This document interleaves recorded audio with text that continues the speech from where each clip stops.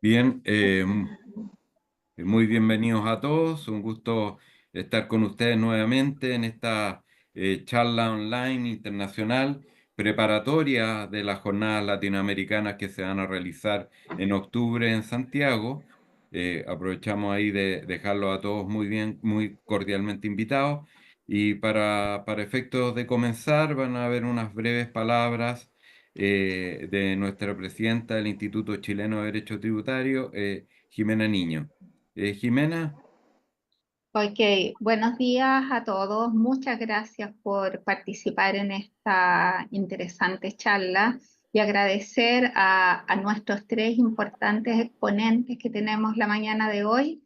Este tema de Pilar 2 es un tema que nos tiene muy ocupados a todas las empresas multinacionales que tienen inversiones en el exterior o que del exterior invierten en Chile por los impactos que esto va a tener no solo desde el punto de vista fiscal, sino que también desde los estados financieros y los efectos que hay que reconocer ya en este año 2024 para los que están en la situación. Así que es un tema relevante que además lo vamos a tocar en los seminarios que vamos a tener en nuestras jornadas en octubre. Ya estamos casi a un mes del evento. Así que por favor visiten la página de la jornada que está en esta misma invitación. Se indica para que todos puedan participar porque tenemos una cantidad de temas importantes, trascendentales y algunos de ellos como este tema, como Pilar 2 además, que es fundamental para los tiempos que vivimos. Así que muchas gracias y sin más que decir los dejo para que continúen. bueno, muchas gracias, Jimena. Le damos la palabra también al presidente de la ILAT, Yuri Varela, que nos representa a todo el país y en el inicio de estas jornadas que nos dan esta gran responsabilidad al país de poder exteriorizar esto a nivel internacional. Yuri, Muchas gracias, Rodrigo. Bueno, también quiero darle a todos la más cordial bienvenida. Agradecer, por supuesto, a los expositores del día de hoy por su gentileza para participar en esta charla preparatoria y a todos los asistentes porque obviamente este tema es muy relevante y de tremenda actualidad. Les quería comentar un poco en un par de minutos de qué se trata esta jornada para quienes no han participado previamente en ellas o no han estado en las charlas preparatorias.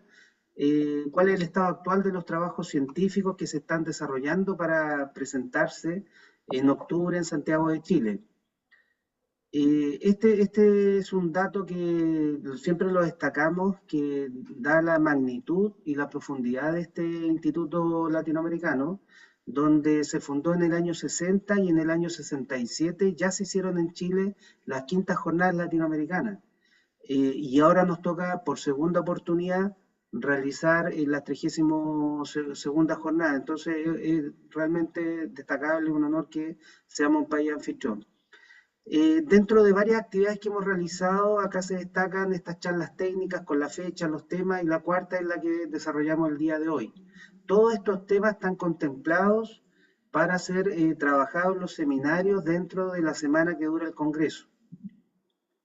Además, previamente, desde el año 2023, en junio, que se están preparando trabajos científicos en dos temas de tremenda actualidad, que son los principios constitucionales y la inteligencia artificial en el sistema tributario latinoamericano, incluyendo, por cierto, a Italia, España y Portugal.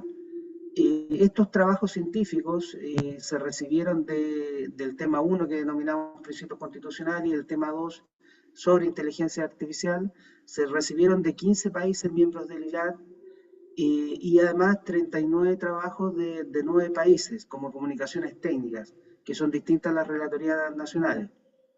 Entonces, en resumen, se recibieron 104 artículos científicos que hoy día recopilan las principales tendencias de estos temas y los desarrollos que tienen a nivel local.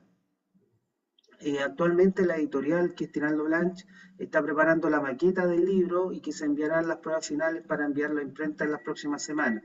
Ese libro se le entregará con todos estos artículos científicos a quienes participen en la jornada. Y además, por cierto, incluye las 2 relatorías generales a cargo de Pascual Pistone en el tema constitucional y de Fernando Serrano en el tema de inteligencia artificial, donde ellos hacen un análisis, síntesis y conclusiones respecto de la realidad latinoamericana en estos 2 grandes temas. Los patrocinadores de esta jornada son, por cierto, el Servicio de Impuesto Interno, la Defensoría del Contribuyente y la Asociación Nacional de Magistrados y Magistradas del Poder Judicial. Por lo tanto, da cuenta, digamos, del interés y el reconocimiento que se tiene desde el punto de vista académico a esta actividad. Así que, sin más que decir, los dejamos cordialmente invitados a participar. No se pierdan este tremendo congreso internacional que tenemos la oportunidad de organizar en Chile. Muchas gracias, Rodrigo. Muchas gracias, Yuri, y con eso damos el puntapié inicial a esta charla online internacional de efectos del Pilar 2 enfocado en grupos multinacionales. Hoy día, el día de hoy, nos acompaña Sandra Benedetto, quien es socia de asesoría legal tributaria de PwC Chile, directora de IFA. También trabajó en el Servicio de Impuestos Internos, en el Departamento de Normas Internacionales, viendo justamente estos temas. Ella cuenta con un LLM en Tax en Harvard University y es abogada de la Universidad de Chile. Por otro lado, nos acompaña Álvaro Romano, quien es nuestro representante internacional, es profesor de la Universidad de la República de Uruguay, consultor del CIAT, trabajó en la DGI de Uruguay por más de 30 años, estudió ciencias económicas en la Universidad de la República, tiene una maestría en UNED, posgrado en Derecho Tributario en Maastricht University y en la Universidad de Salamanca. Y por último, Rodrigo Stein, socio de Fiscalía Corporativa de 4Cases Chile, fue socio KPMG, máster en Derecho de Tributación Internacional en New York University y abogado también de la Universidad de Chile. Así que como pueden ver, tenemos un tremendo panel de expertos que nos van a introducir en esta materia que es tan novedosa en el marco internacional. Para los efectos, entonces, vamos a comenzar con Sandra Benedetto. Sandra.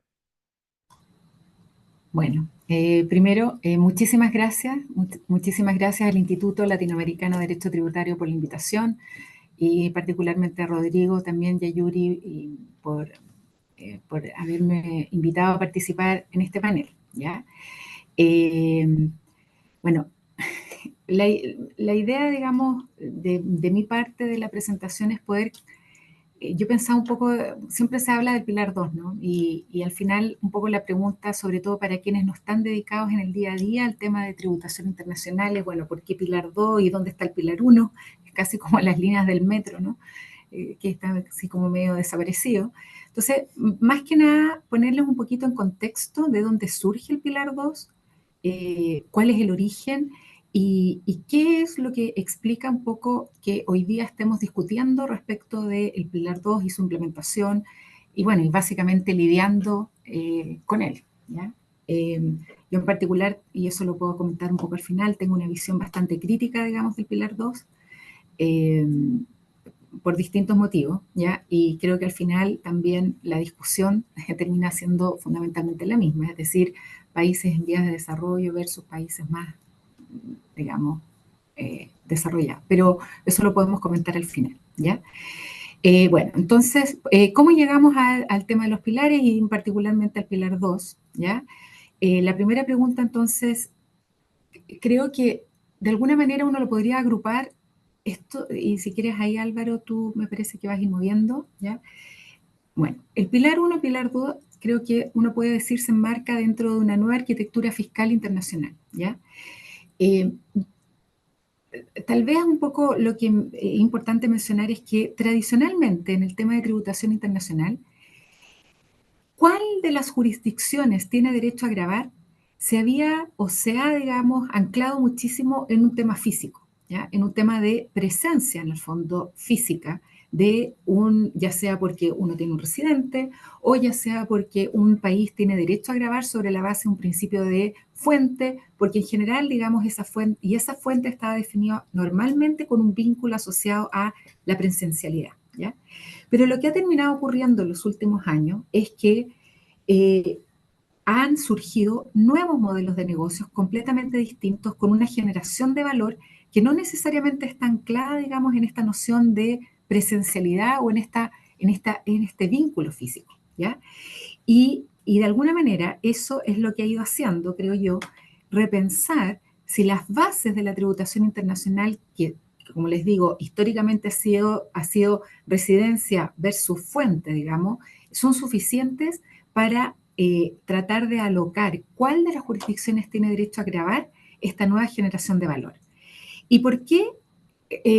Y eso, digamos, no es algo que yo haya dicho, sino que en los principios, digamos, de discusión, es porque se ha identificado que hay nuevos modelos de negocio que tienen otras características, ¿ya? O sea, si ustedes piensan, no sé, hace 50 años atrás, o cuando uno piensa incluso en los convenios para evitar la doble tributación, esta idea de fuente, residencia, o incluso en los anteriores, que eran, ¿cuáles eran? Eran justamente los de transporte internacional, porque suponían que la única forma que iba a haber negocios internacionales era porque teníamos a alguien que se estaba trasladando de un país a otro para desarrollar un negocio.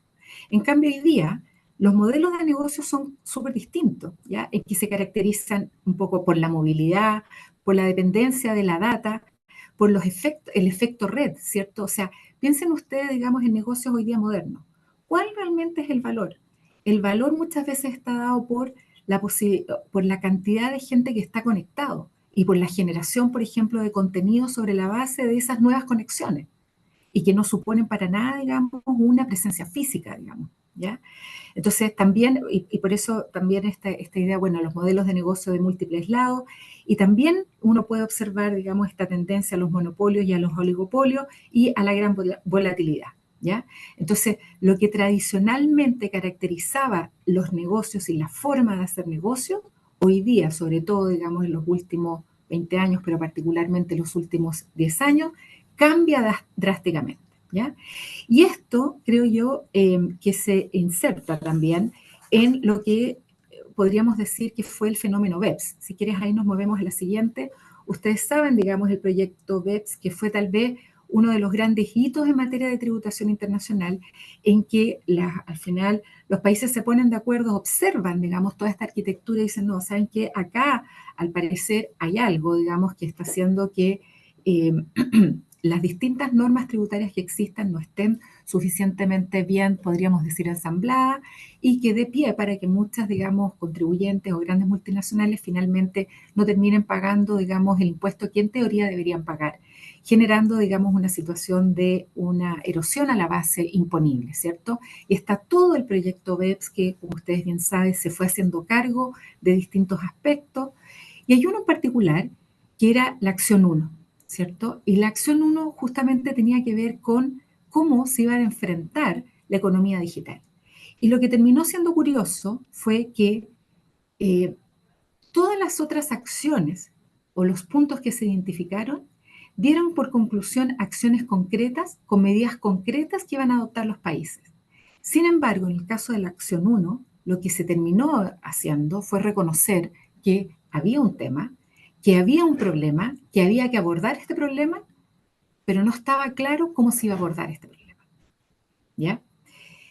Y de hecho, justamente si uno mira, digamos, el reporte final, en la acción BEP, fue básicamente definir la existencia de lo que era una task force, es decir, un grupo que iba a estar efectivamente dedicado a abordar este tema, ¿ya? Pero sin dar una solución concreta, es decir, era básicamente reconocer que teníamos un problema, ¿ya? que había, digamos, esta nueva realidad de negocio, definir que iba a haber una task force, que hasta el nombre es como un poco, digamos así, uno se imagina así como una película de acción, ¿cierto? Que iba a estar dedicado a este grupo, digamos, a resolver este tema, pero sin dar básicamente una solución definitiva o una solución, ¿ya? Y ahí se abre, digamos, esta discusión que un poco podemos hablar del post-BEPS, ¿cierto? Y se empieza a trabajar, ¿ya?, en una solución de consenso. ¿Cuál iba a ser este valor? ¿Cómo se iba a definir este nuevo valor? ¿Cuál de estas jurisdicciones iba a tener derecho a gravar este valor? ¿Ya? Y yo creo que esas eran las dos principales preguntas. ¿Cómo definir este valor, este nuevo valor que creaba esta nueva forma de hacer negocios? ¿Y cuál de las jurisdicciones iba a tener derecho a grabar? ¿Ya? Pero en esta búsqueda de una solución de consenso, empezó a surgir la alternativa, digamos, de que los países en el intertanto adoptaran, digamos, impuestos que específicamente gravaran, digamos, los servicios digitales. Ahora, yo creo que es como un poco toda una mezcla, ¿no? Porque el impuesto a los servicios digitales es como una solución que busca abordar de alguna manera precisamente la prestación de los servicios digitales, ¿ya?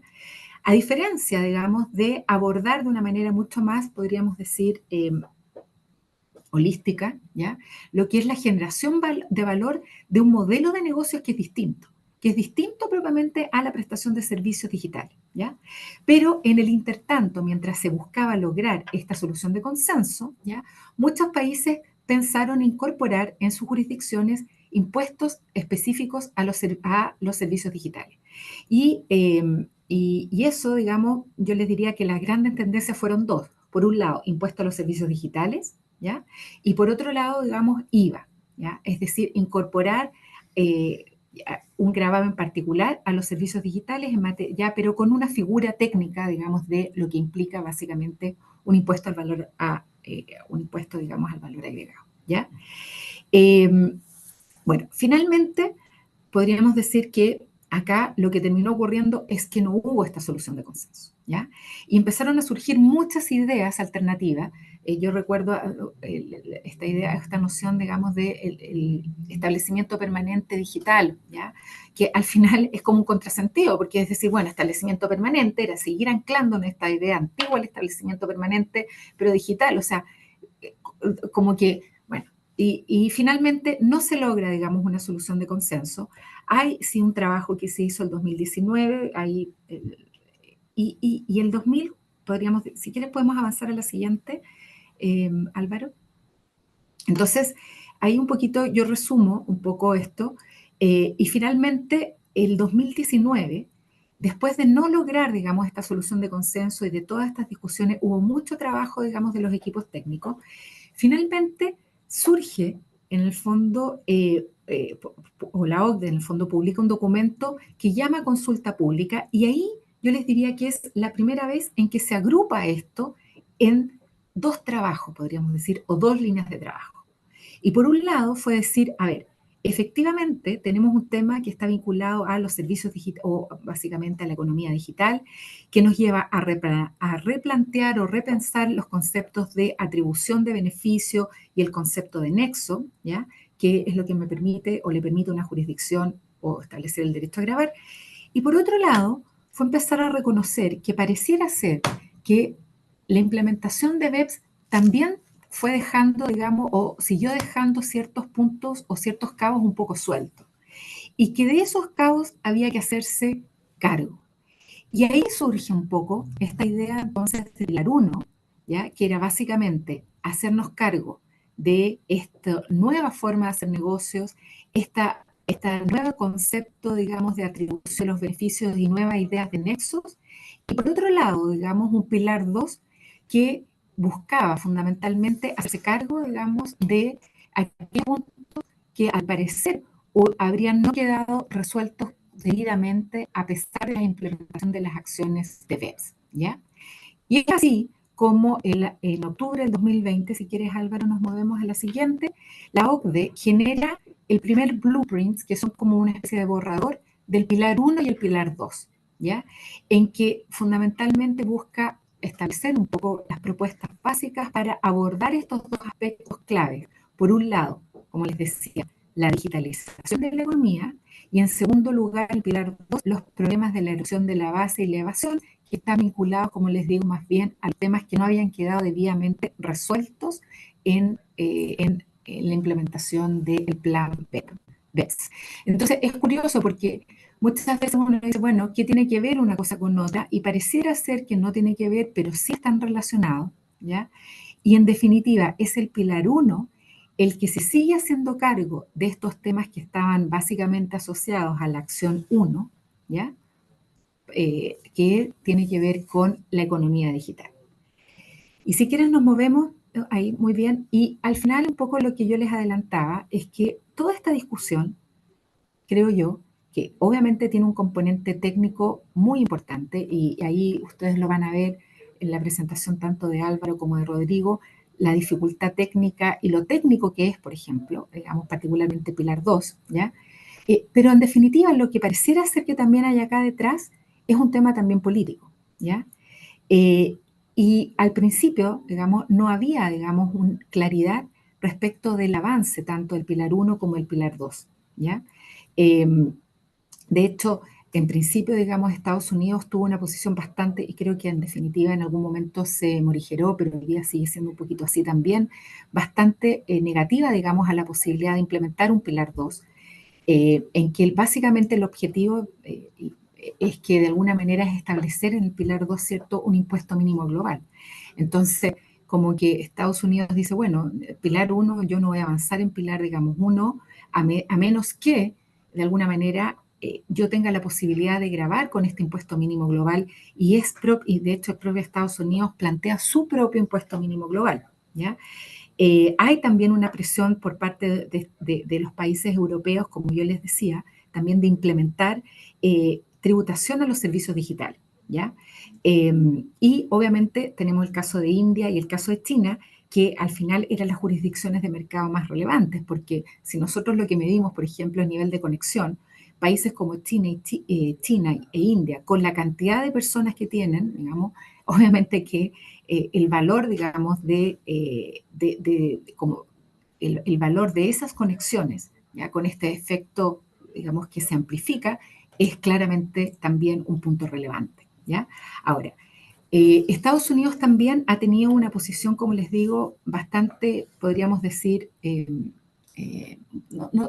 en algunos puntos claramente contraria, en algunos otros puntos un poquito más a favor, ¿ya? Pero siempre, digamos, jugando en qué se conviene más, digamos, entre tener el Pilar 1, la posibilidad, digamos, de avanzar con el Pilar 1, dejando, digamos, la discusión, asegurando su impuesto mínimo, ¿ya? En abril de 2021, Estados Unidos, como les decía, presenta una propuesta para su propio impuesto mínimo, y obviamente eso activa la negociación y activa la discusión. Y en julio de 2021, el Inclusive Framework, que básicamente reúne a aquellos países que no son OCDE, pero que se suman también a esta iniciativa y en la discusión técnica, presenta ya concretamente estos que eran como un blueprint, se terminan transformando, digamos, en una solución con dos propuestas concretas, que son básicamente, como les decía, el Pilar 1 y el Pilar 2, ¿ya? Y es así como en octubre del 2021, si quieres nos movemos a la siguiente, efectivamente la OCDE publica, digamos, este Statement on a Two-Pillar Solution, ¿ya? Por un lado, en octubre de 2021, las 135 economías respaldan la solución de consenso, ¿ya? Pero es curioso porque efectivamente ahí, en el caso, digamos, bueno, las principales economías también de Latinoamérica, como Brasil, Argentina, Colombia, Chile, Uruguay, que también se sumaron, ¿ya? No en el caso, por ejemplo, de Ecuador, y finalmente en diciembre de 2021, ya, o sea, se empieza básicamente ya a trabajar con plazos acotados, digamos, en cómo se iba a terminar implementando estos dos pilares. Entonces, finalmente han sido en el fondo negociaciones y trabajos técnicos que se han ido manejando de manera conjunta, más que conjunta, me corrijo, paralela, ¿ya? En que al final, por un tema más bien político, obviamente que los resultados del Pilar 1 tienen que ver también con el Pilar 2 y viceversa. Ahora, el Pilar 1 para ser bien franca, se supone que lo que busca es, digamos, es obtener una solución de consenso, precisamente para hacernos cargos de este tema de cómo grabar la generación de valor en estos nuevos tipos de negocio. Se construye a través de 3 pilares fundamentales, digamos, una cantidad, determina una cantidad A, que quién tiene derecho a grabar, digamos, digamos, a quién tendría derecho a grabar en estas jurisdicciones donde exista una presencia física significativa, una cantidad B, que también busca determinar, digamos, un mínimo retorno en la jurisdicción de presencia significativa y establecer básicamente mecanismos de prevención de disputas y solución de controversias, ¿ya? Pero finalmente, el pilar 1 hoy día, si bien hay una serie de trabajos que se han hecho, la OCDE ha publicado diversos documentos en relación al pilar 1, especialmente en relación a la cantidad B, también hay que señalar que es sumamente compleja, digamos, su implementación y su entendimiento.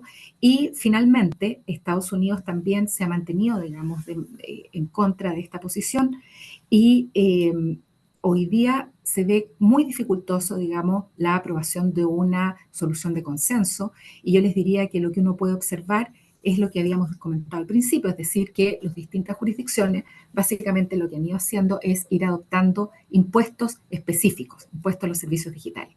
Hay que mencionar que la idea, digamos, lo que propone la OCDE es que los impuestos a los servicios digitales sean una solución transitoria, mientras los países logran una solución de consenso, ¿ya? Nosotros creo que tenemos bastante experiencia en lo que implica, digamos, impuestos de carácter transitorio.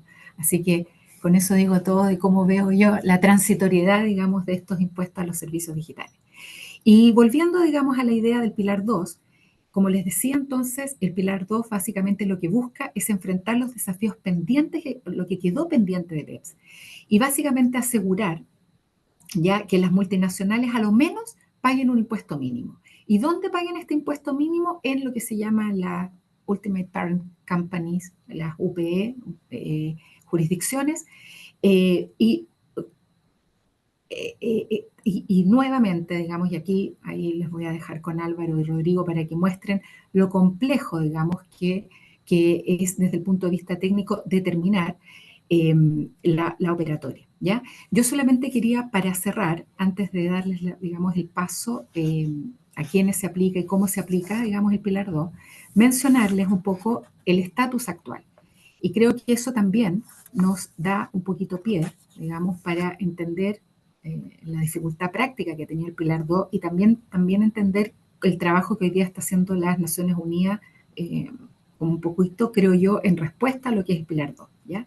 Entonces, efectivamente, la OCDE emprendió un ambicioso plan, lo ha empujado muchísimo, ¿ya? En diciembre de 2021 se publicaron las reglas modelo, también se han publicado un montón de ejemplos, muchas jurisdicciones han empezado con la implementación, pero yo quiero, y les quiero mostrar, si quieres podemos movernos un poquito al mapa, ¿ya? Un poquito a la realidad, ¿ya? Porque es cierto que muchas jurisdicciones han avanzado, pero fundamentalmente están agrupadas, ¿ya?, en los países de la Unión Europea. Yo creo que tal vez el que ha sido, digamos, más, podríamos decir, más precursor y el que más ha ido o ha sido más motor de la implementación, digamos, de las normas Pilar 2 ha sido precisamente la Unión Europea. Tanto como Unión Europea, en que ya hay una directiva marco, pero también, digamos, algunos países en particular, ahí están mencionados, que han ido, digamos, implementando. También está el caso de Canadá, el caso de Australia, Singapur, Japón. Ha sido interesante, digamos, ver lo que han ido haciendo algunos países más calificados como, me parece que es el caso de Bahamas, si no me equivoco, que en el fondo que han sido calificados como poco jurisdicciones de baja o nula tributación, y creo que va a ser súper interesante y eso le va a pegar, digamos, a muchas multinacionales.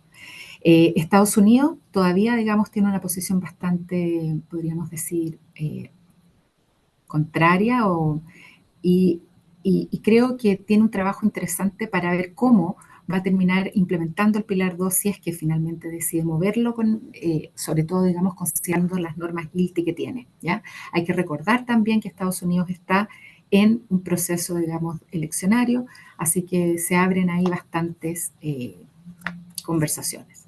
¿Ya? No sé ahí, Álvaro, si tú quieres comentar un poquito ahora, un poco. Bien, muchas gracias, Sandra.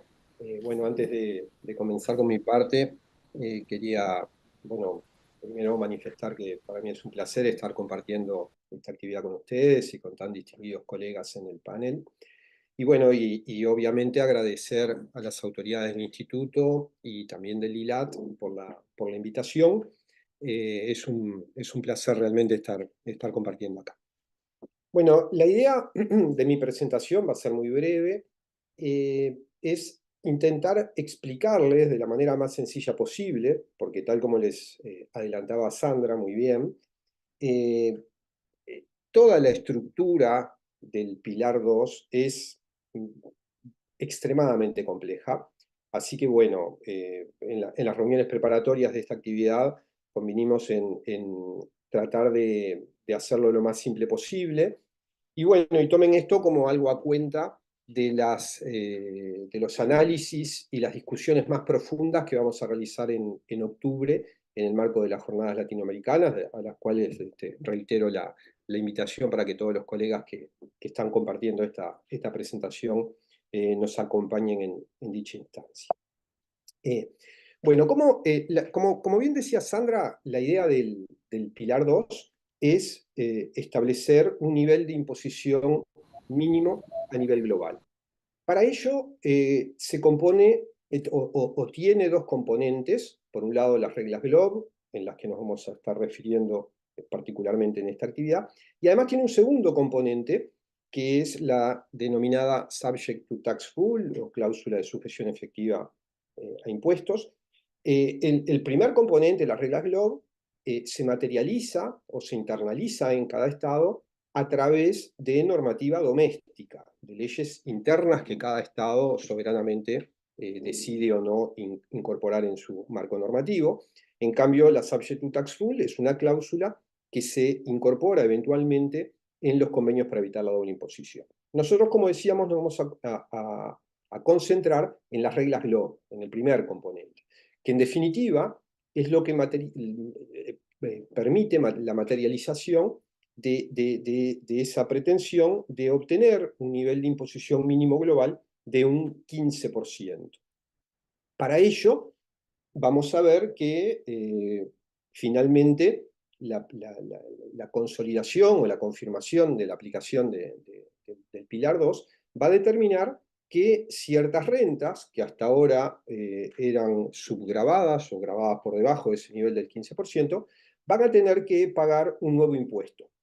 Un nuevo impuesto que se determina y se estructura de una manera bastante novedosa a través de la conjunción de tres reglas que operan tres figuras impositivas que están interconectadas y que se vinculan entre sí y que vamos a ver que pueden aplicar de manera alternativa, de acuerdo a una mecánica bastante novedosa que vamos a pretender explicar a lo largo de los próximos minutos. Entonces, estas reglas GLOB, para que tengamos claro, y como bien explicaba Sandra, que surgen de un compromiso y un acuerdo alcanzado en el marco o en el contexto del marco inclusivo, se aplican de acuerdo a un enfoque común para los países del marco inclusivo. Esto quiere decir que esos países no están obligados a implementar las reglas GLOB. De hecho, por ejemplo, Chile forma parte del marco inclusivo y hasta ahora no ha implementado las reglas GLOB. Y podría permanecer a lo largo de los años sin implementarlas. O sea, el acuerdo alcanzado en el contexto del marco inclusivo no obliga a los países a adoptar las reglas GLOB e incorporarlas en el marco normativo de cada una de las jurisdicciones. Lo que sí obliga es que en caso de implementarse o de implementarlas, hay que respetarlas y hay que aplicarlas. Obviamente que para esa aplicación vamos a ver que se le dan ciertas licencias a los países, pero siempre en una lógica en la que los apartamientos que se puedan hacer de las reglas GLOBE, que vamos a comentar a continuación, sean de tal modo, esos apartamentos se realicen de tal forma, de que impliquen una tributación mayor que las que implicarían las reglas GLOBE. O sea que, por ejemplo, vamos a ver que hay un alcance, el alcance de estas reglas hace que el ámbito subjetivo de aplicación de las mismas solamente aplique a los grandes grupos multinacionales, entendiéndose por tales aquellos que tienen ingresos consolidados superiores a 750 millones de euros por año. Un apartamiento posible podría ser decir, bueno, yo quiero implementar las reglas GLOBE, un país podría decir, yo las voy a implementar, pero voy a definir como alcance un alcance menor. Es decir, voy a suponer que grandes grupos multinacionales, o los voy a definir como aquellos que superan los 500 millones, por ejemplo. Eso se podría hacer y no se considera un apartamiento. En cambio, si se hiciera un alcance mayor, con lo cual quedarían algunos grupos por fuera, y se dijera que el umbral es 1.000 millones, por ejemplo, en ese caso, ese apartamiento no sería aceptable. Bien, para entender cómo aplica esto, yo me aparto un poquito de lo que es la lógica de las reglas GLOBE, por lo menos en cómo presentarlo, pero a mí es como me resulta más didáctico y es como lo explico en la universidad. Yo sugiero siempre que presento este tema, hacer un análisis en 5 etapas. Lo primero que tenemos que tener en cuenta cuando estamos hablando de las reglas GLOBE y del Pilar 2 es que tenemos que razonar y aplicar toda esta lógica en un contexto jurisdiccional. Es decir, ya no nos vamos a estar basando, como solemos hacer cuando aplicamos las normas tributarias de nuestros respectivos países, en un análisis entidad por entidad, es decir, contribuyente por contribuyente, sino que aquí lo que vamos a hacer es un análisis de la situación del grupo multinacional en cada uno de los países. Entonces, la primera etapa implica identificar cuáles son las entidades del grupo multinacional que se encuentran en cada una de las jurisdicciones, en cada uno de los países. Para ello, lo primero hay que cerciorarse de que el grupo multinacional en cuestión esté dentro del alcance, dentro del scope definido, que dijimos que solamente afecta a aquellos grupos cuyos ingresos consolidados superan los 750 millones de euros anuales. Este número mágico de 750 millones coincide con el definido previamente para, todos recordarán, para el country by country reporting. O sea, en realidad es más allá de algún ajustecito técnico que tiene la definición, pero que no viene al caso entrar en tal nivel de detalle en esta instancia, facilita en cierta forma la identificación del universo al que está dirigido esta medida. Entonces, una vez que definimos que un grupo multinacional entra en el alcance, lo segundo que tenemos que hacer es ver en cada país cuántas entidades de ese grupo están operando.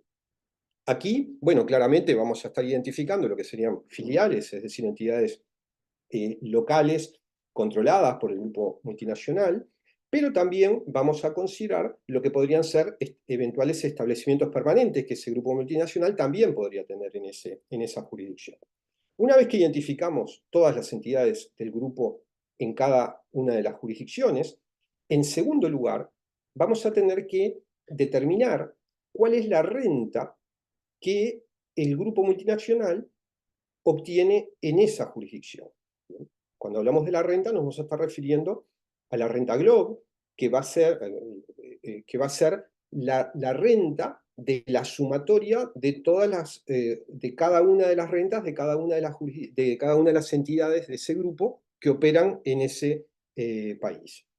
Poniendo como ejemplo Chile, supongamos que un grupo multinacional tenga en Chile, qué sé yo, 3 filiales, bueno, vamos a tomar la renta de cada una de esas filiales, las vamos a sumar, y cuando hablamos de la renta del grupo multinacional, vamos a sumar la renta de las 3 filiales que operan en Chile de ese grupo multinacional. Cuando hablamos de la renta GLOBE, así como cuando hablábamos de los ingresos superiores a los 750 millones como el umbral límite para entrar en el alcance, nos estamos refiriendo a los ingresos que constan, que figuran en los estados financieros consolidados del grupo multinacional. La renta GLOB parte entonces de ese mismo concepto, es decir, de la renta incluida en los estados financieros, y a la cual se le realizan una serie de ajustes a efectos de alinearla con lo que serían los criterios más tributarios vinculados a la misma, ¿no? Pero bueno, una vez que tenemos entonces lo que sería la renta GLOB de ese grupo multinacional en esa jurisdicción determinada, en nuestro ejemplo, por ejemplo, Chile, pasamos a analizar cuáles son los impuestos cubiertos que soportaron esas rentas en esa jurisdicción. Entonces, aquí, dentro del concepto de impuestos cubiertos, lo que vamos a tener los que vamos a identificar son aquellos impuestos que constan en los estados financieros de las entidades en cuestión, y teniendo en cuenta que los impuestos que se van a considerar como impuestos cubiertos son básicamente impuestos a las rentas, ¿bien? Son los impuestos a las rentas, con algunas consideraciones particulares. Por ejemplo, aquí vamos a considerar también lo que podríamos, lo que diríamos impuestos a las rentas acumuladas en las empresas. Por lo tanto, algunos ciertos impuestos al patrimonio podrían también considerarse como impuestos cubiertos. Otra particularidad que podemos mencionar aquí es que, por ejemplo, impuestos que una entidad chilena, por ejemplo, soporte en otras jurisdicciones. Supónganse, por ejemplo, que una entidad chilena presta un servicio técnico a una entidad, no sé, en Perú, y la entidad en Perú le retiene, por concepto de ese servicio técnico, le retiene impuesto a la renta en Perú. Bueno, ese impuesto que la entidad chilena soportó en Perú se va a computar como un impuesto cubierto en Chile, porque el impuesto sigue a la renta, y por lo tanto, como la renta es de la entidad chilena, se va a computar como un impuesto cubierto en Chile. Pero bueno, esos son detalles, digamos, de aplicación, que los comento simplemente para ilustrar la complejidad que puede adoptar esta cuestión, ¿no? Entonces, como decíamos, en la etapa 2 determinamos la renta, en la etapa 3 determinamos los impuestos cubiertos en dicha jurisdicción, y a partir de ahí estamos en condiciones de calcular cuál es la tasa efectiva de imposición, la ETR por su sigla en inglés, en esa jurisdicción.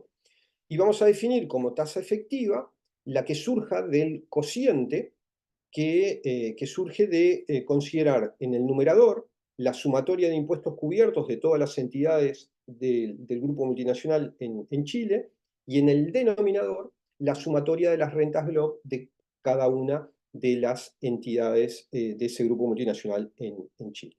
Ahí vamos a llegar a una tasa efectiva que, una vez que tengamos esa tasa efectiva, la vamos a comparar contra la tasa de referencia que nos adelantaba Sandra anteriormente, que es de un 15%. Si la tasa de referencia, es decir, si la tasa efectiva es menor al 15%, entonces va a surgir un impuesto complementario.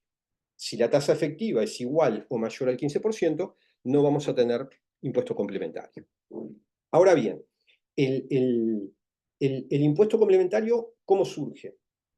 Va a surgir de aplicarle a las rentas GLOB, con algún ajuste que ahora les voy a comentar, la tasa que surja de hacer 15% menos la tasa efectiva.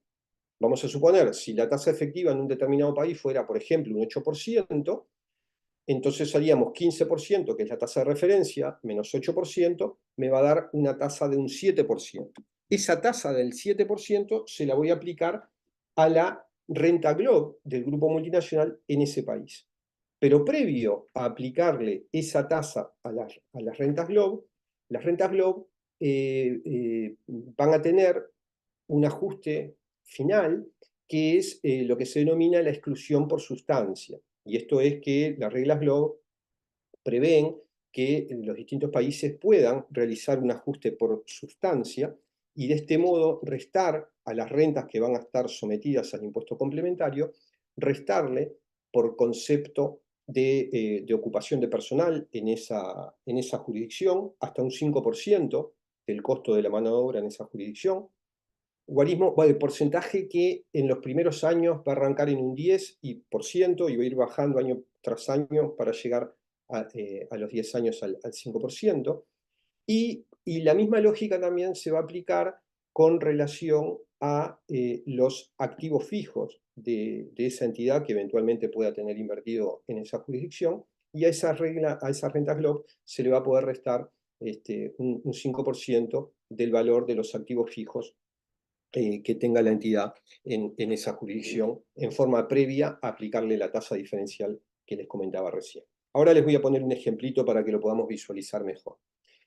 Y bueno, y por último, una vez que tengo determinado el impuesto complementario, es que operan esas tres figuras que yo les mencionaba anteriormente, y les pido disculpas por los nombres de las figuras, pero en realidad traté de respetar las siglas en inglés de lo que serían los nombres en inglés de estas figuras, que es Income Inclusion Rule, Under Tax Profit Rule, o lo que previamente fue el Under Tax Payment Rule, y el QDMTT, que es el impuesto mínimo calificado doméstico, que lo vamos a estar explicando a continuación. Pero como les decía, vamos a ver un ejemplo extremadamente simple para graficar y hacerlo más terrenal todo esto que estaba hablando. Supongamos un grupo multinacional que tiene su matriz última en España, que tiene una matriz intermedia en Panamá y tiene filiales y EPs en varios países de América, pero en particular en Chile tiene una filial y también tiene actividad en Chile a través de un EP. Entonces, estas entidades, bueno, en primer lugar, a efectos de ver que estamos dentro del alcance del Pilar 2, decimos que el grupo multinacional tiene ingresos consolidados que superan los 750 millones de euros, y supongamos que la renta GloBE de la Sociedad 3, que es la filial en Chile, son 1.000, y el impuesto a la renta que soportó esa sociedad en Chile fueron 40. Y por otro lado, el EP1 en Chile tuvo una renta GloBE de 1.000 y un impuesto a la renta de 160. Entonces, manejémonos con estos datos a efectos de ver cómo aplicaría todo esto que dijimos anteriormente para verlo de una manera más terrenal. Entonces, dijimos que tenemos el grupo acá, los tres países, tenemos la estructura del grupo en lo que atañe a la rama chilena, digamos. Entonces dijimos que la primera etapa es identificar las entidades del grupo multinacional que operan en la jurisdicción. Bueno, en este caso claramente lo que yo voy a tener son dos entidades, la filial chilena y el EP que opera en Chile. En segundo lugar, tenemos que determinar la renta GloBE de cada una de estas jurisdicciones. Bueno, esto era dato de letra. ¿Se acuerdan que dijimos que la Sociedad 3 tenía una renta de 1.000? El establecimiento permanente tenía una renta de 1.000 también. Por lo tanto, asumimos que esto ya está ajustado. Por lo tanto, la renta GloBE en Chile serían 2.000. A partir de ahí, dijimos que lo que había que hacer era determinar cuáles eran los impuestos cubiertos en cada jurisdicción. Bueno, esto también era dato de letra. Dijimos que la Sociedad 3 soportaba un impuesto de 40 y el establecimiento permanente un impuesto de 160. Por lo tanto, tenemos un impuesto total en Chile de 200. Bueno, una vez que tenemos el impuesto cubierto y tenemos la renta GloBE, podemos determinar lo que sería la tasa de imposición efectiva, que va a ser 40 más 160, es decir, 200 sobre 2.000. O sea que vemos que este grupo multinacional tiene una tasa de imposición efectiva en Chile de un 10%. Una vez que tenemos la tasa efectiva, la tenemos que comparar contra la tasa de referencia, que es el 15%, y esa diferencia, es decir, 15% menos 10%, la vamos a aplicar contra lo que sería la renta GloBE. renta GloBE que habría que ajustarla, estos 2.000 que tengo acá, que es la renta GloBE, dato de letra, habría que ajustarla por sustancia, pero yo para no complicar el ejemplo, supongamos que no hay ajuste por sustancia, es decir, que no le vamos, o que ya está restado el 5% de la mano de obra y el 5% de los activos fijos de las entidades, y por lo tanto esto nos daría un impuesto complementario de 100. ¿Esto qué quiere decir? Bueno, estas rentas que obtuvieron la Sociedad 3 y el establecimiento permanente en Chile, que estuvieron infragravadas, es decir, que no llegaron a estar grabadas a un 15%, van a pagar un impuesto complementario. Ahora bien, fíjense que toda esta lógica lleva a que nosotros calculamos el impuesto, tenemos el monto del impuesto, pero todavía no sabemos qué impuesto paga y tampoco sabemos dónde lo va a pagar. Entonces, es curioso, porque así es la dinámica de aplicación de esta normativa, nosotros determinamos el impuesto y recién ahora vamos a saber bajo qué figura se paga y dónde se paga, en qué país se va a pagar. Entonces, acá vamos a ver que hay un orden de prelación, un orden de aplicación, de relevancia de estas tres figuras, que hace que el primero que aplique sea el QDMTT, es decir, el impuesto mínimo calificado doméstico. Por lo tanto, ese impuesto, el QDMTT, se va a aplicar exclusivamente en el país de las entidades en cuestión. En nuestro ejemplo es en Chile. Como dijimos, estas figuras aplican siempre y cuando la jurisdicción en cuestión adopte estas medidas a través de una ley interna. Entonces, ¿cómo sería la eventualidad de que en Chile aplique un impuesto mínimo calificado doméstico? Y bueno, Chile tendría que incorporar en su marco normativo y definir un impuesto mínimo calificado doméstico. Como bien nos decía Sandra, América Latina ha permanecido bastante pasiva en este sentido y a excepción de Colombia, que ha definido ya hace un tiempito un impuesto mínimo calificado doméstico, que a su vez tiene algunos problemas, pero que bueno, no viene al caso mencionarlos. El resto de los países de América Latina hasta ahora no hemos hecho nada, por lo tanto, en nuestro ejemplo, Chile no tiene un impuesto mínimo calificado doméstico, por lo tanto, no va a aplicar. Pero tengamos en cuenta que si Chile mañana adopta un impuesto mínimo calificado doméstico, bueno, tendría la prioridad para cobrar este impuesto de 100. Pero como no lo tiene, por lo menos hasta ahora, pasamos a la siguiente figura, que es la Income Inclusion Rule. La Income Inclusion Rule, les decía que es una figura que no va a aplicar en la jurisdicción de las entidades. Entonces, ¿cómo sabemos dónde aplica ese impuesto? Bueno, ese impuesto se aplica de acuerdo al enfoque, al top-down approach, o lo que sería el enfoque de arriba hacia abajo. Es decir, tengo que ir en lo que es la estructura de la línea de la multinacional, posicionarme a nivel de la UPE y ver si ese país, en este caso España, adoptó la Income Inclusion Rule. Si ese país adoptó la Income Inclusion Rule, entonces en ese caso va a ser España el que cobre la Income Inclusion Rule. Pero podría ocurrir que España no lo haya adoptado y por lo tanto, y ahí es que aplica el enfoque de arriba hacia abajo, me voy a ir desplazando hacia abajo en la línea de la estructura del grupo multinacional. En este ejemplo que tenemos nosotros sería Panamá, el país que sigue en la línea, y ver si Panamá adoptó la Income Inclusion Rule. Si Panamá adoptó la Income Inclusion Rule, entonces va a ser Panamá el que la va a cobrar.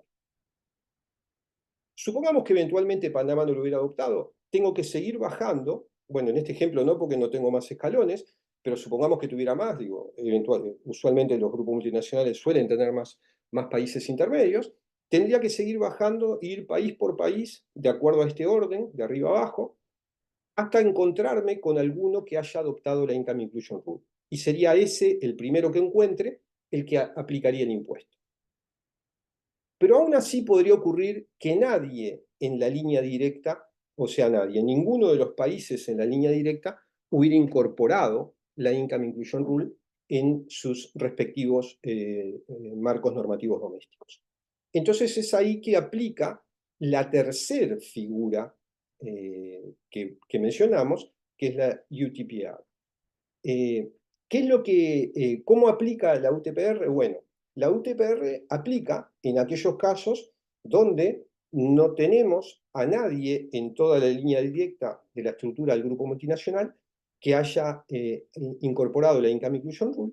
Entonces lo que tenemos que hacer es ampliar la visión del esquema del grupo multinacional a todo el mapa del grupo multinacional y analizar en qué filial o sucursal de ese grupo multinacional localizada en algún país que sí haya incorporado la UTPR, y en ese caso ese país va a ser el que termine cobrando el impuesto bajo esta tercera figura.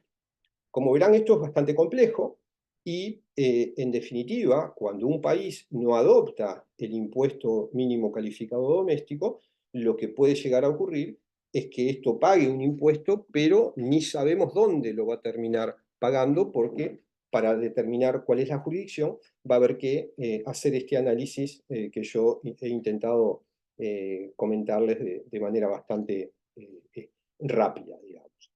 Entonces, con esto les dejo presentado el tema, le paso la palabra a Rodrigo y bueno, y después estamos para las dudas que puedan surgir.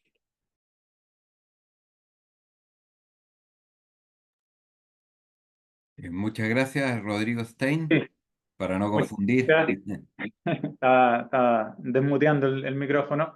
Bueno, gracias Álvaro y Rodrigo y toda la directiva del Instituto Latinoamericano por invitarnos y entremos directo en materia, porque ya tenemos poco tiempo y como pueden haber visto de la presentación de Álvaro, estas reglas de Pilar 2 y de GLOBE, de Impuesto Mínimo Global, son bastante complejas y a mí lo que me pasa cuando empecé a estudiar el tema y a participar en charlas y exposiciones para entender de qué se trataba, en la medida que se iba avanzando en la parte técnica, uno como que ya perdía el foco y la concentración y por lo tanto creo que me pareció importante recapitular, hacer un breve resumen en una forma lo más sencilla posible en que uno puede explicar esto a gente que no tiene conocimiento sobre impuestos y sobre impuestos internacionales. También en mi exposición quiero hacer dar una visión crítica, no es nada personal, sino que es la crítica que en la comunidad internacional han recibido estas reglas. Yo sí tengo una crítica personal y la que me gusta más es esta cantidad de acrónimos y siglas y cosas que se han inventado para referirse a las distintas reglas y exclusiones y situaciones. Yo conté por ahí más de 10, pero tienes la IIR, la UTPR, la UPE, la IPE, la QRTC, la QDMTT, o sea, ya aprenderse esa cantidad de siglas, acrónimos y qué es lo que significan es un desafío tremendo. De hecho, aquí partiendo por estas reglas básicas de las reglas GLOBE a que se refirió Álvaro, la IIR y la UTPR, genera una confusión porque lo que significan las siglas no es lo que es la regla en la realidad. De hecho, esta denominación viene del primer blueprint de Pilar 2, en que la regla efectivamente exigía a las matrices últimas, a las UP, incluir dentro de sus ingresos los ingresos que obtenían en países de baja tributación. Pero como pudieron ver de lo que explicó Álvaro, ya la regla no es así, sino que la regla, el IRR, es un impuesto suplementario o complementario al impuesto que se haya recaudado en el país donde está ubicado el miembro del grupo empresarial. Entonces, nuevamente, para partir la recapitulación, podemos decir que lo que busca las reglas de Pilar 2 y en particular GLOBE es que hay una tributación efectiva mínima del 15% en todas las jurisdicciones en que opera un grupo multinacional, ¿ya? Ahora, ahí hay una primera crítica en ese sentido, es que la regla opera en base jurisdiccional, es decir, el impuesto mínimo se mide país por país y no de forma consolidada del grupo multinacional, con lo cual puede significar que por la aplicación de esta regla y pagar el mínimo de 15% en cada jurisdicción, a nivel consolidado, el grupo termine pagando una tasa efectiva bastante superior a este 15%, ¿ya? Bueno, y como les comentaba, para lograr eso hay dos reglas básicas, el IRR y la UTPR, ¿no es cierto? Dependen, la aplicación de esas dos reglas dependen, una de las cuestiones que mencionaba Álvaro es el cálculo de la tasa de impuesto efectiva. A ver si Álvaro, ahí te vas a la siguiente, y esa es un poco la fórmula que explicaba Álvaro. Es la división, el cociente entre el numerador, que son la sumatoria de todos los impuestos que califican como impuestos para estos efectos en un determinado país, sobre la sumatoria de todos los resultados, la suma de utilidades y pérdidas que obtengan las entidades que califican dentro del grupo en esa jurisdicción, con ciertos ajustes, ¿ya? Y aquí hay algunos ajustes relevantes. Por ejemplo, ¿qué pasa con la existencia? Hay una cosa que se llaman los créditos, los Qualified Refundable Tax Credits, ¿ya? Que si una jurisdicción da créditos fiscales, como podría ser el caso de pérdidas, si esos créditos cumplen con ciertas condiciones, pasan a ser qualified. Y entonces, en vez de restarse esos créditos del numerador, se restan del denominador, lo que tiene un efecto un impacto no tan grande en el cálculo de la tasa efectiva de impuestos. Una crítica relacionada con esta fórmula, y es una crítica que es muy relevante a nosotros, a los países latinoamericanos o países en desarrollo, es que esta fórmula no considera los impuestos de retención, ¿ya? Y como podemos ver, como nuestras jurisdicciones tradicionalmente, históricamente, han basado su recaudación en transacciones transfronterizas en impuestos de retención en la fuente, ¿ya? Y ese impuesto de retención no se incluye en esta fórmula de acá de cálculo de tasa efectiva, y tampoco obviamente se descuenta a nivel del impuesto de la matriz, con lo cual se aumenta, o sea, o el monto del impuesto que se recauda en nuestras jurisdicciones queda como subrepresentado en esta fórmula, con lo cual hace que la tasa efectiva de impuesto que se pueda calcular en cada uno de nuestros países sea menor que la realidad y gatille la aplicación de estas reglas de Pilar 2. Si nos vamos a la siguiente, Álvaro.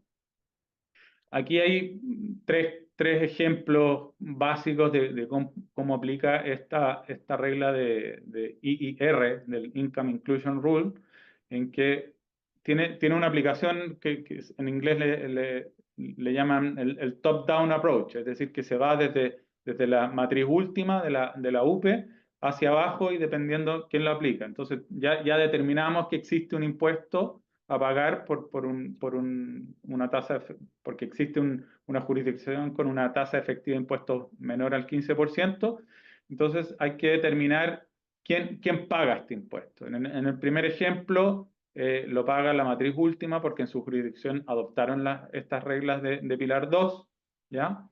Y en los otros dos países no la han aplicado, no la han adoptado, por lo tanto el impuesto mínimo lo paga se paga en la jurisdicción A.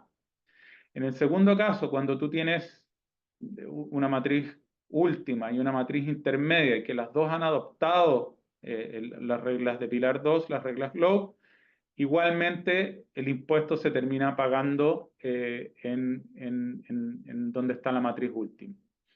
Y luego, en un tercer caso, vemos que tenemos un país donde está la matriz última, que no ha adoptado las reglas GLOBE, pero hay un país que tiene una matriz intermedia en que sí adoptó esas reglas, de la que cuelga una entidad del grupo en un país de baja tributación.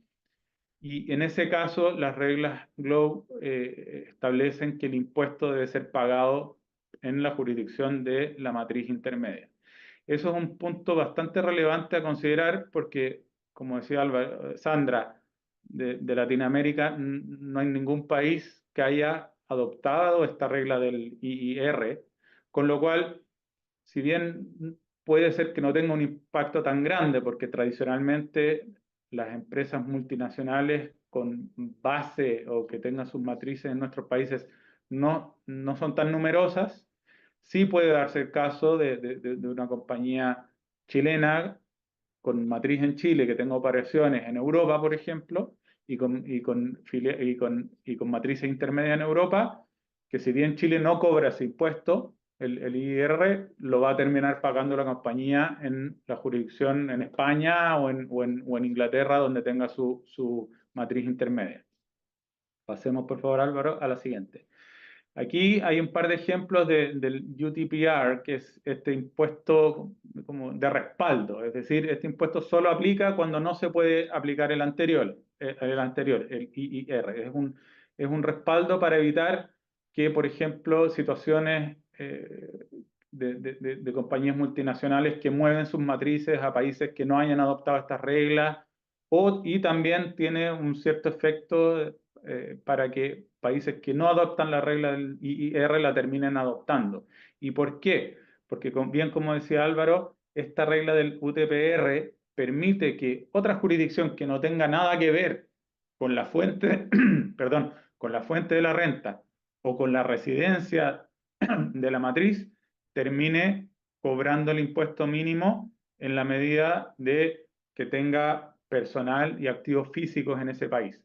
Entonces, ahí pueden ver en estos casos que el impuesto lo termina cobrando un país que no tiene que ver con esta situación. El otro caso en que se puede terminar pagando el UTPR es que en el país de la matriz tenga baja tributación y en el país de la filial no aplique el IIR perdón, porque la matriz tiene una tasa efectiva de más de 15%. Perdón, la filial tiene una tasa efectiva de más de 15%, pero en la matriz no se paga impuesto. Con lo cual, bajo esta regla del UTPR se permite que ese impuesto lo recaude el país de la filial, si es que el país de la filial ha adoptado estas reglas. Pasemos a la siguiente. Bueno, y aquí, ya centrándome en esto de la crítica en serio, además de la cantidad de acrónimos y de siglas que usan las reglas, y los lugares comunes acerca de la complejidad, hay varias críticas que son realmente interesantes. Uno es que el Pilar 2 significa un cambio drástico, un cambio de paradigma, un cambio en 180 grados del enfoque que ha tenido el derecho tributario internacional desde sus comienzos con el trabajo de la Sociedad de las Naciones hasta hace 10 años atrás, en que principalmente el enfoque era evitar la doble tributación internacional y luego también de alguna manera asegurar que no exista que no se dé imposición en ninguna parte a través del uso de esquemas abusivos o esquemas artificiosos. Si pueden ver de estas reglas, lo que busca Pilar 2 es asegurar un impuesto mínimo sin que exista necesariamente una práctica abusiva, ¿ya? Es decir, ya lo que se busca es que las compañías multinacionales paguen un impuesto de un 15%, independiente de las situaciones particulares, sino que por el solo hecho de ser una empresa multinacional, se estima que el consenso ahora se estima que el impuesto mínimo que debiera pagar esa empresa es un 15%. Y también el otro cambio relevante es esto de los nuevos nexos fiscales que dan el poder de gravar ciertas rentas a jurisdicciones que no son ni el país de la fuente de la renta, ni muchas veces el país de residencia, ¿ya? Relacionado con este cambio de enfoque, una siguiente crítica bastante grave que se hace a este sistema es que interfiere o limita en la soberanía fiscal que tienen los países, ¿ya? ¿Y por qué?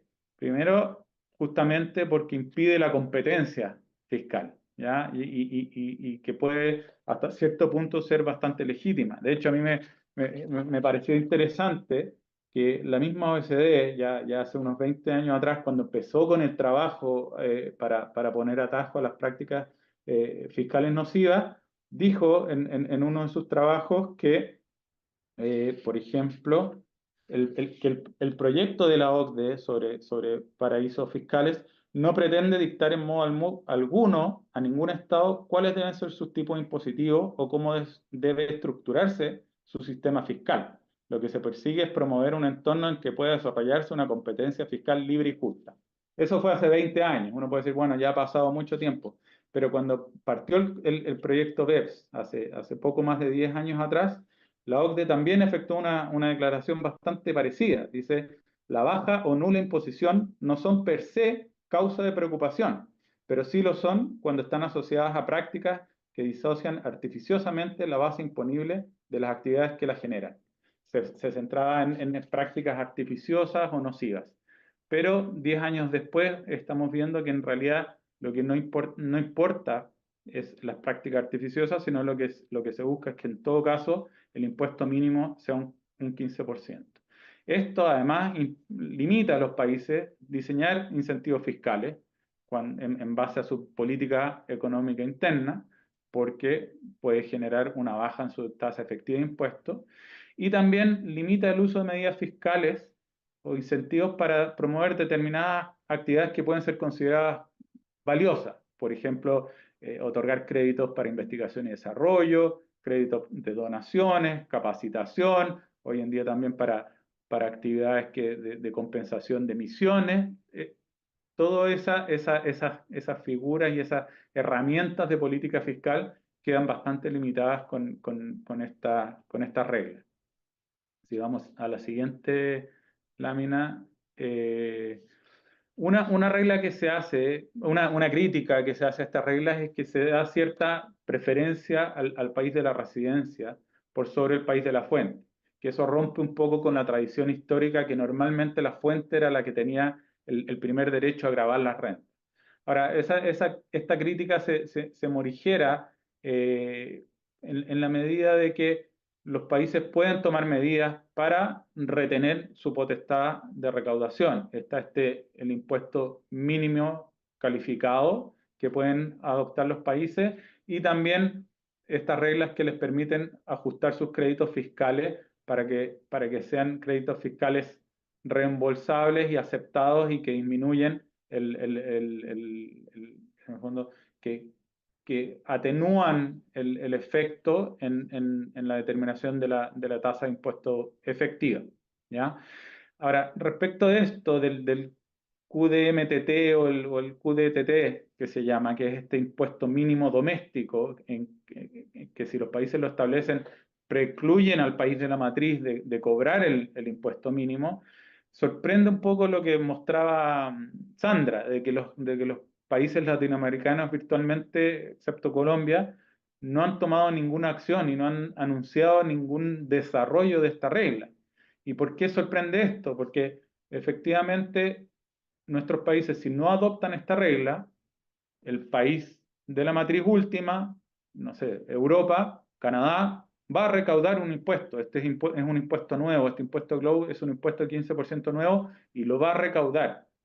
Y nuestros países, al no establecer este impuesto, vamos a perder la oportunidad de obtener recaudación fiscal o parte de la recaudación fiscal global que genera este nuevo impuesto. Entonces, esta es una situación que, si bien, nuevamente, está relacionada con la crítica anterior, en que ya los países no tienen mucha libertad para determinar su política fiscal, de todas maneras, ya siendo un hecho que hay países como de la Comunidad Europea, Canadá, Australia, que ya han adoptado esta regla del IIR, sorprende que nuestros países como destinatarios de inversión y como países fuentes típicamente no estemos trabajando en en la incorporación de un impuesto mínimo doméstico que nos permita capturar parte de la recaudación de este nuevo impuesto global.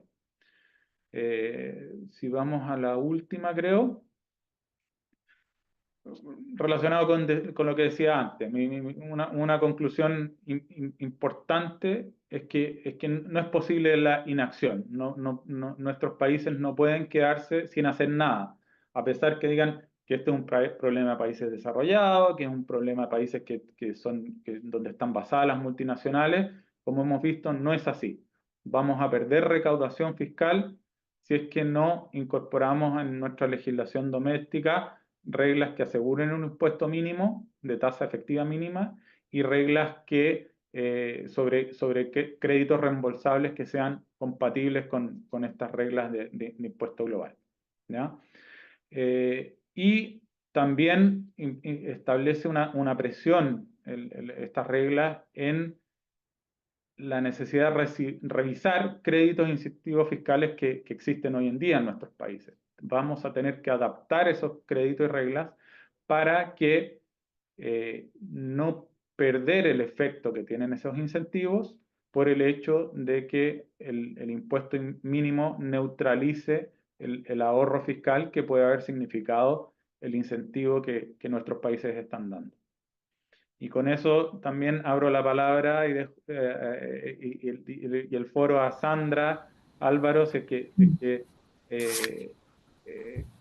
nos comenten también ellos su visión acerca de estas conclusiones y las críticas que existen del sistema. Ya, muchísimas gracias, Rodrigo, y Álvaro también. Siempre cada una de estas charlas uno aprende algo nuevo, siempre, no sé si alguna vez lo voy a terminar de aprender, pero yo tenía un par de comentarios solamente, imagino ahora Rodrigo Benítez, que si hay alguna pregunta ahí, tú estás viendo si alguien, digamos, de los asistentes pregunta, pero un par de comentarios que me gustaría hacer. Primero, en relación a lo que tú mencionabas al final, Rodrigo, el tema de revisar todo el tema de los subsidios, me parece que ese es un tema súper importante, ¿ya? El tema también del sistema de créditos también, ¿ya? Porque yo creo que países como nosotros estamos también en una situación de desmedro por la mecánica de cálculo, digamos, del impuesto mínimo, de la carga tributaria, si efectivamente estás dentro del 15%, digamos. Entonces, países, digamos, que son países más desarrollados, en que los estados tienen más flujo y que muchos de estos subsidios o pagos o créditos se hacen con flujos efectivos, en la mecánica de cálculo eso no te termina impactando como si nos termina impactando a países en el fondo como los nuestros. Entonces creo que ahí hay un desbalance que es un tema, tiendo a pensar que es un problema técnico, pero creo que hay una razón también un poco más política detrás. Entonces me parece que ese es un punto importante. Lo otro que creo que es importante también y que es algo que presenta ciertas dificultades, es el punto de partida de los cálculos, porque acá se parte, digamos, de una base financiera. Y esas diferencias, digamos, con el tema del mundo tributario genera también dificultades prácticas en la aplicación, digamos, de los cálculos, y creo que muchos de los que han estado haciendo, digamos, ya la implementación, han tenido que sufrir eso. Entonces, me parece que eso es importante. Y hay otra parte también que creo que vale la pena mencionar, que es lo que hoy día muchas de las empresas también están mirando cuando ven sus propios estados financieros, la necesidad de poner una nota respecto a la posibilidad de que se termine effectively enacted alguna de estas legislaciones en las jurisdicciones en las cuales tienen alguna entidad del grupo. Creo que ahí también hay un punto de preocupación. Pero me parece, tú mencionaste antes, es curioso porque el pilar efectivamente es sobre una base jurisdiccional, pero sobre la base de los estados financieros. Entonces también ahí hay una distorsión y que nuevamente, creo yo, vuelve a darse esta especie de competencia. Y tú también lo mencionabas ahí, Rodrigo, creo que para mí mucho de esto tiene como tema de fondo el tema de la competencia, porque al final, es decir, ya, bueno, se va a pagar un impuesto mínimo, se supone el 15%, se supone, digamos, ¿dónde se va a pagar? Y termina viendo lo que hay acá, justamente, es cómo las jurisdicciones compiten en el fondo, por capturar ese eventualmente impuesto, y un poco las mismas cortapisas que se ponen para que uno pueda competir. Y por eso es que me parece que eso tiene mucho que ver con toda esta revisión de los sistemas de subsidios y de créditos que otorgan. Y por último, solamente dos comentarios, ahora sí para terminar, es la carga que creo que, creo que la implementación del pilar implica para todas las partes involucradas. O sea, acá, digamos, hay una definición, como tú decías, de un impuesto mínimo que se va a pagar, pero yo me pregunto, las autoridades fiscales están realmente en condiciones de fiscalizar el cumplimiento de esto? ¿Preparados, entiendan de qué se trata? Y al mismo tiempo, los clientes o no, las empresas multinacionales, o sea, la carga administrativa de cumplimiento, de cálculo, de determinación que implica, digamos, todo esto. Entonces, parece que al final es como una definición más bien política y al final la carga de que eso realmente se lleva a cabo la soporta en el fondo los contribuyentes. ¿Mm? Eso como un par de comentarios así generales. Yo tenía también un par de reflexiones para hacer. Al igual que mis colegas, también soy bastante crítico en lo que tiene que ver con el Pilar 2. En términos de tax policy, entiendo que esto claramente neutraliza las políticas de incentivos tributarios que los distintos países puedan pretender desarrollar desde la perspectiva de, de su soberanía. Pero curiosamente, fíjense que lo que hace esto es neutralizar aquellas políticas tributarias de incentivo en materia de impuesto a la renta, pero no dice nada con relación a cualquier otro incentivo tributario que no sea en impuesto a la renta e impuesto a la renta corporativo. Esto es, los países quedan liberados de poder promover cualquier incentivo tributario que no sea en impuesto a la renta corporativo. Tengamos en cuenta eso. Y por otra parte, es una obviedad que los países van a seguir compitiendo por las inversiones y por lo tanto se van a esforzar por estructurar sistemas de incentivos que no colidan con el Pilar 2.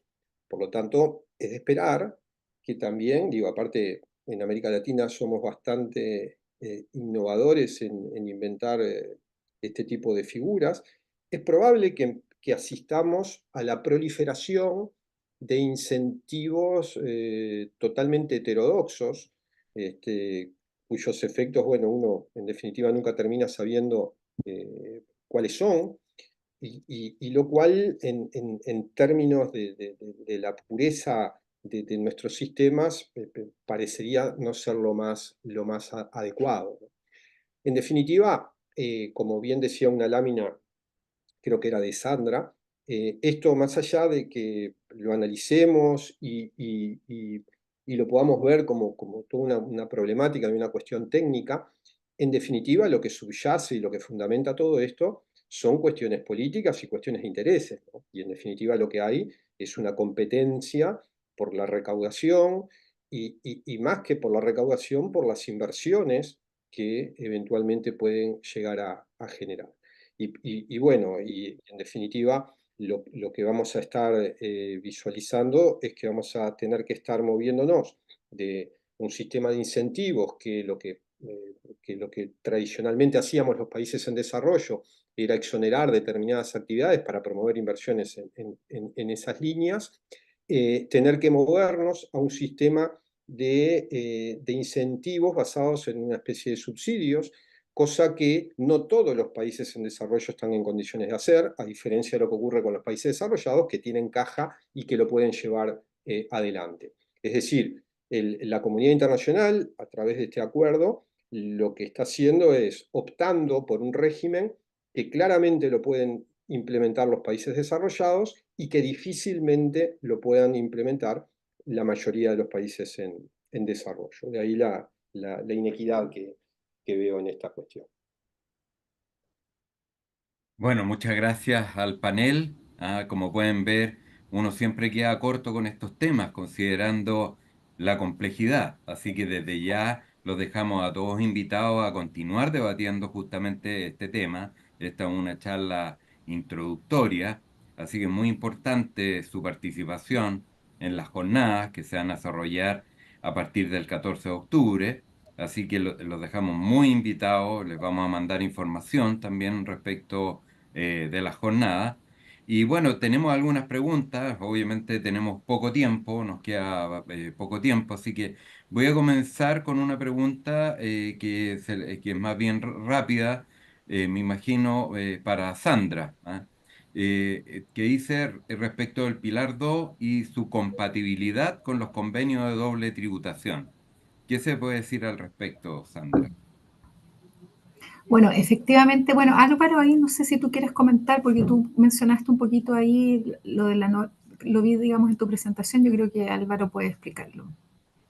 Sí, a ver, ha habido varios cuestionamientos con relación a la procedencia o no de la aplicación de ciertas reglas y su compatibilidad con lo que serían los convenios para evitar la doble imposición.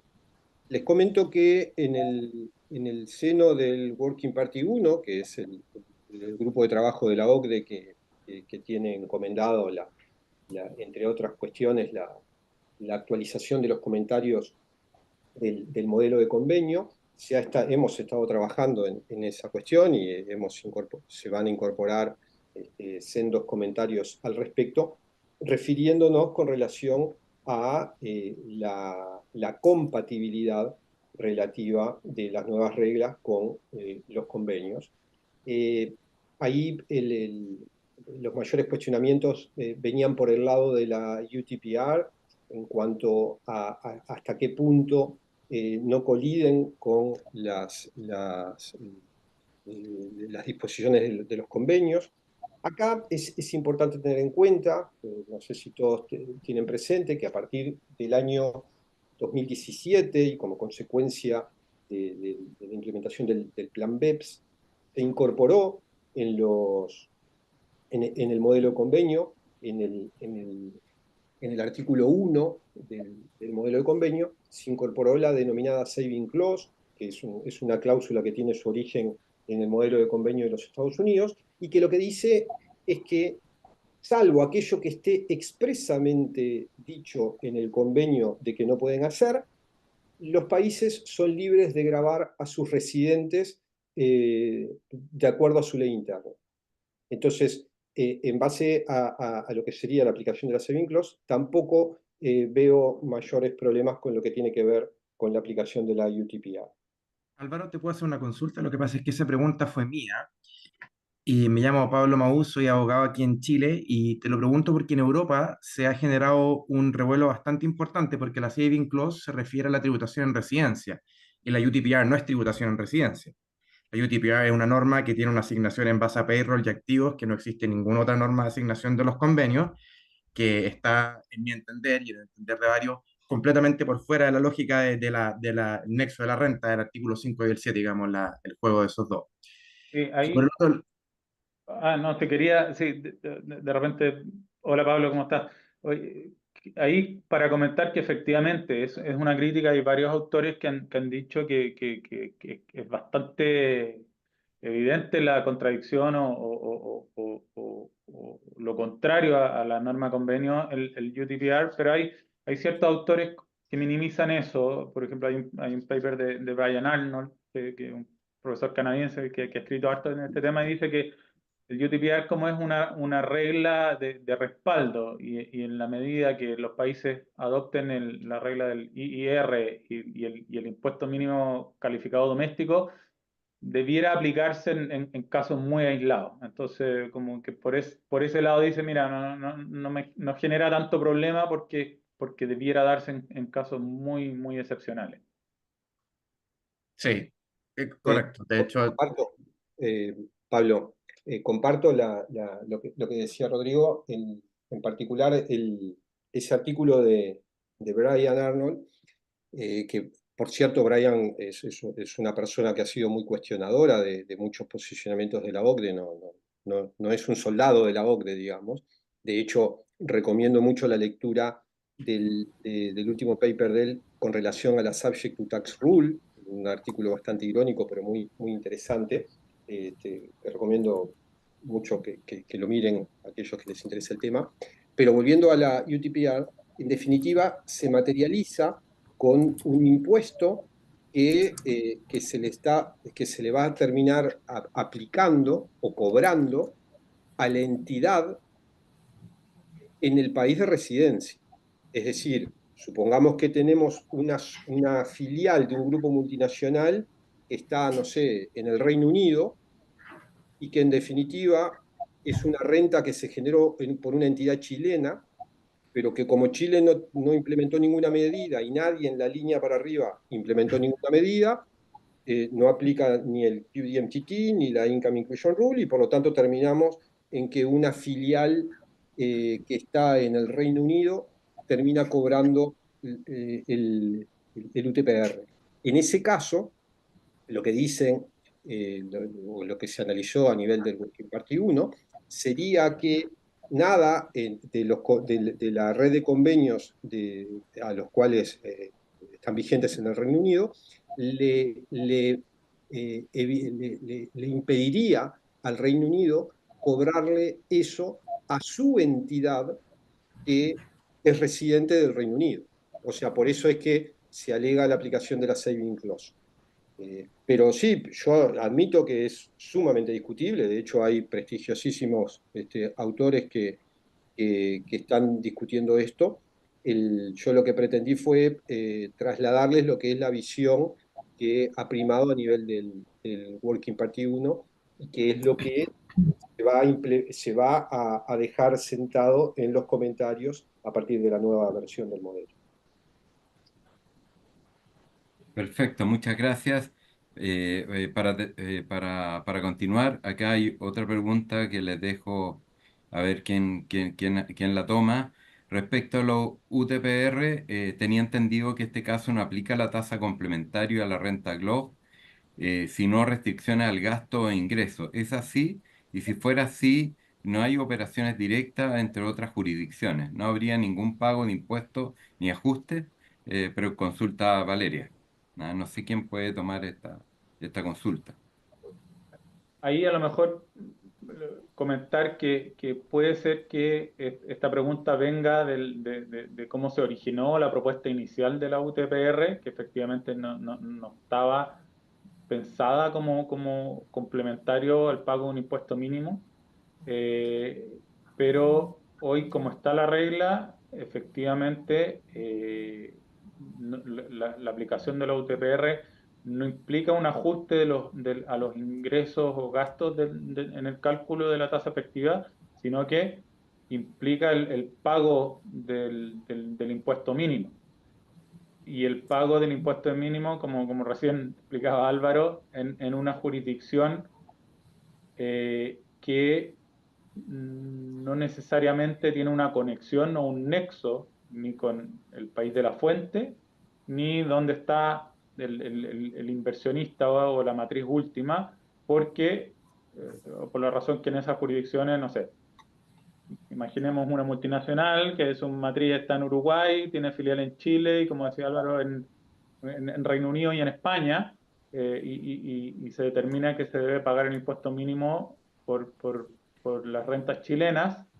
Ese impuesto, el UTPR, que va a ser un impuesto, no lo va a recaudar ni la matriz de Uruguay, ni tampoco lo recauda Chile a través del impuesto mínimo local, doméstico, sino que lo va a recaudar el UTPR, en este caso Reino Unido y España. Y cómo se divide entre los dos, hay una fórmula que depende en base al número de empleados y de activos físicos tangibles que existan en España y Reino Unido. Entonces, hoy actualmente como está la regla, es un impuesto equivalente al IIR que se aplica cuando el IIR no puede aplicarse.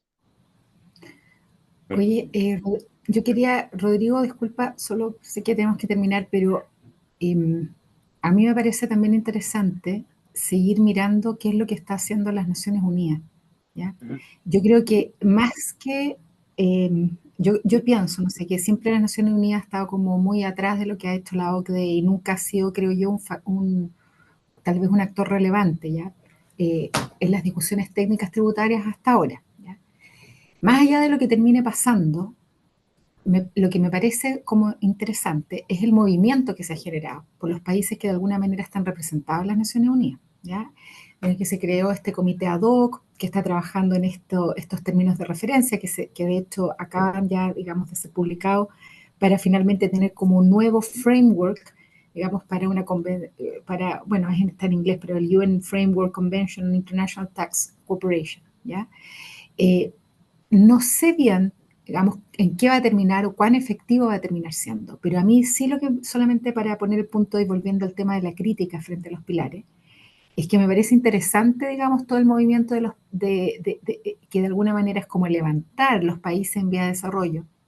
El trabajo que está haciendo las Naciones Unidas a mí me parece un poco en oposición o en respuesta justamente al tema, digamos, de Pilar 2. Entonces, por eso es que creo que es interesante ver tanto el punto de vista técnico de la discusión como también cómo se va a ir dando esta discusión política. ¿Mm? Entonces, yo creo que no es un tema que esté completamente zanjado aún. Muchas gracias, Sandra. Y para terminar, aquí tenemos otra pregunta. Lamentablemente nos vamos a quedar con otros temas bastante interesantes pendientes, como aquí una pregunta de Jorge de Velasco en relación a los precios de transferencia, otra pregunta cómo se efectúa la determinación del impuesto, pero más allá de eso, y dejemos las pendientes para las jornadas, ¿no es cierto? Ahí los invitamos. Pero acá tenemos una pregunta respecto a una regla especial como norma de auditoría que establece en Argentina, ¿ah? Que nos pregunta Matías Montero, que dice que Argentina debe realizar un ajuste inflacionario específico que no está recogido en los ajustes permitidos por el Pilar 2. ¿Cómo se sobrellevan este tema y estas normas especiales con la regla de Pilar 2? No sé quién podría responder esta última consulta. A ver, en realidad la renta GloBE, que es la que sirve de base para el cálculo del impuesto complementario, el top-up tax, la regla GloBE surge de los estados financieros consolidados. Bien, a ver, esos estados financieros tienen que ser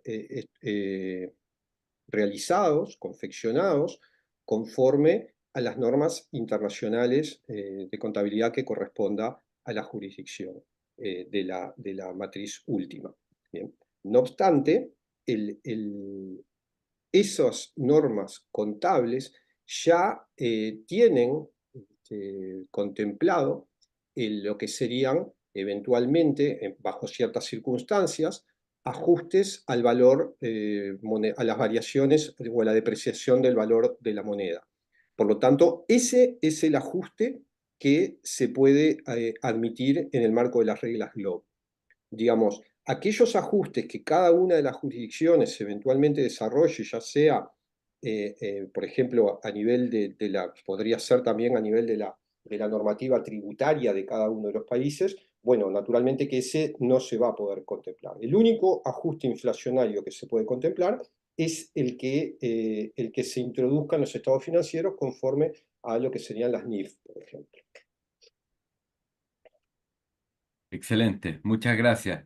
Bueno, con esto, pasaditos 10 minutos, con esto le agradecemos sin duda a los expositores que nos han iluminado en la materia y a todos los participantes y nuevamente, corriendo el riesgo de ser redundante, invitado entonces a las jornadas latinoamericanas de Derecho Tributario a desarrollarse acá en Chile la semana del 14 de octubre, que se desarrollarán en el Hotel Sheraton. Bueno, muchas gracias y los invitamos a una próxima charla internacional. Que les vaya muy bien, buen día. Buenos días, saludos. Gracias. Muchas gracias.